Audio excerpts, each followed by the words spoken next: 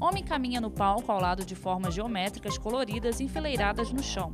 Meu nome é Caio Abujade, eu sou médico psiquiatra infantil, especialista em autismo, convidado pela produção da peça Um Estranho Caso do Cachorro Morto para um debate após a peça. O cérebro do paciente com autismo, ele é um cérebro um pouco diferente do nosso.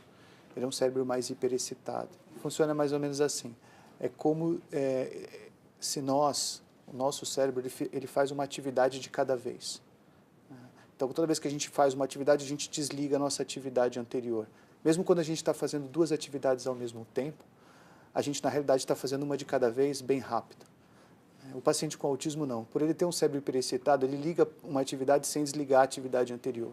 Então, ao longo do dia, às vezes, ele está fazendo 100, 200, 300, 1000 atividades ao mesmo tempo naquele cérebro. E isso ele faz desde quando ele nasceu. O cérebro dele é assim. Então, a gente tenta fazer com que eles funcionem com um cérebro parecido com o nosso. Só que, se eles tentarem funcionar da mesma forma que a gente, eles se desorganizam. E aí eles entram em crise. Então, desde pequeno, eles vão criando um método para se organizar. Você tem um padrão de comportamento repetitivo. Na realidade, isso é um cérebro tentando se organizar. Tá? Então, eles sempre voltarem para o mesmo start faz com que eles continuem funcionando de forma adequada naquele mar de estímulos que eles têm. Então, eles têm que seguir uma linha reta dentro desse mar de estímulos. Quando eu coloco um bloqueio nesse comportamento repetitivo, eu peço para ele parar de fazer aquilo, ou bloqueio um ritual, uma rotina, ou até uma estereotipia, ele cai de novo nesse mar de estímulos e aí ele se desorganiza completamente.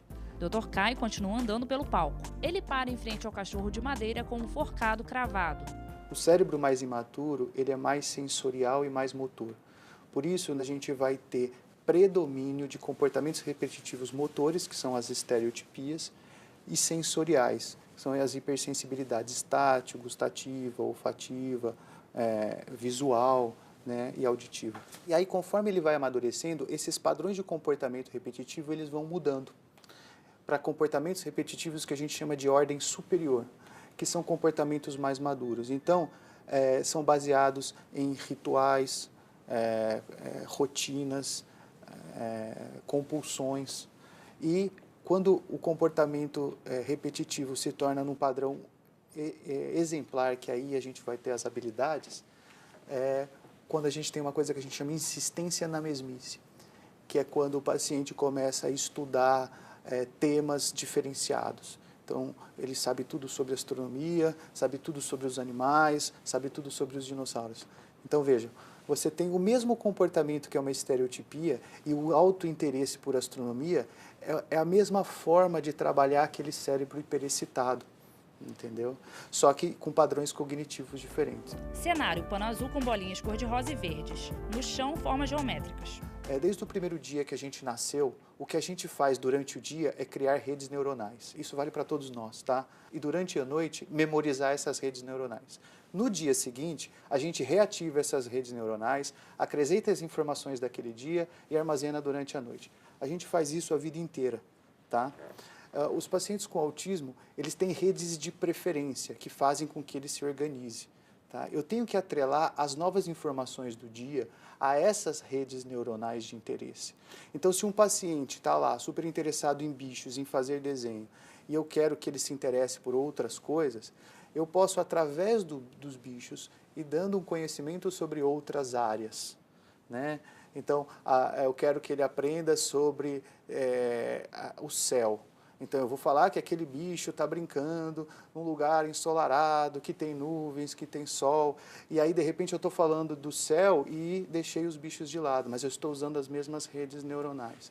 Então, nós temos que usar o comportamento repetitivo ao nosso favor e fazer com que ele amplie o espectro de conhecimento em cima desses conhecimentos e dessas situações específicas.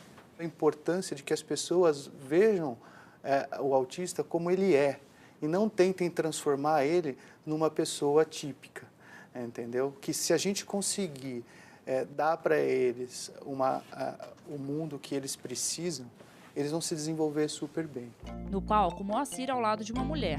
Dr. Caio sobe e aperta a mão de Moacir, que bate nas costas dele. Meu nome é Jorge, eu sou pai de uma menina autista. Queria saber se as pesquisas mais avançadas indicam alguma diferença entre as meninas e os meninos que têm autismo.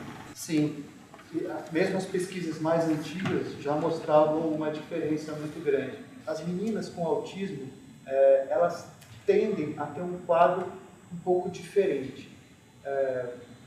Eu estudei que os quadros das meninas são mais graves na teoria, só que na prática eu não consigo ver essa diferença.